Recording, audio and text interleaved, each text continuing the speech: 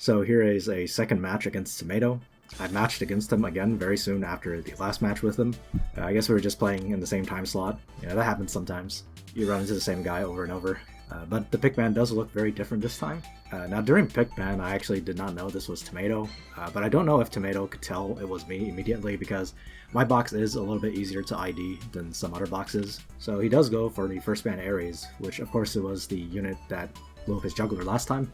But I don't think that was really necessary because he picks Landius anyway. I'm a little bit more comfortable with Ares busting juggler, but with Landius, sometimes it's just really RNG because of the crit reduction aura.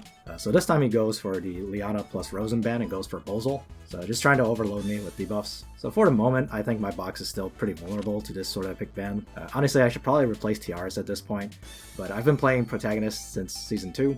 I've been kind of stubborn about changing away from that, but it's likely I will be replacing Tiaras. I do like Tiaras for long fights against single target opponents, but in situations like this where somebody just bans Rosenseal plus Liana, that means I'm very vulnerable to debuff characters. And of course Tomato goes full in on this strategy.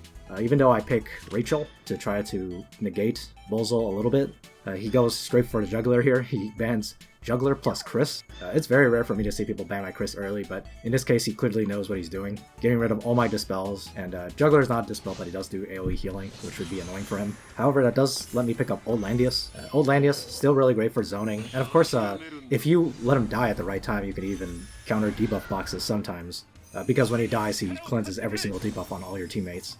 But since I'm wasting my time picking all these DPS or half healers, it means he gets the chance to ban out my full healers, so Almeida and Tiaras are gone now.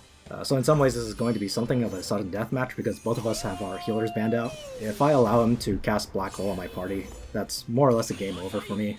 I mean, unless he gets really unlucky and he just gets nothing but bad debuffs from Bozel. That can happen sometimes, but obviously you shouldn't tempt fate. Yeah, Bozel is going to get good debuffs more often than not. So you can see that Tomato has made his soldier choices to sort of counter my old Landius as much as he can. He can't avoid Illustrial and Juggler getting slowed down, but as you can see he brought heavy infantry on Deedlit, and he also brought Crystal Warlocks on Bozel. But of course I am running a Cav Landius at this point, so that really hurts his Deedlit's ability to attack him. So here I just fire off Old Landius' 3-cost skill. Mostly this is just to slow down the advance of his Juggler. What I was actually most afraid of at this point was that he would use his Juggler 3-cost defensively, because as you can see, I pulled his Landius over using Layden.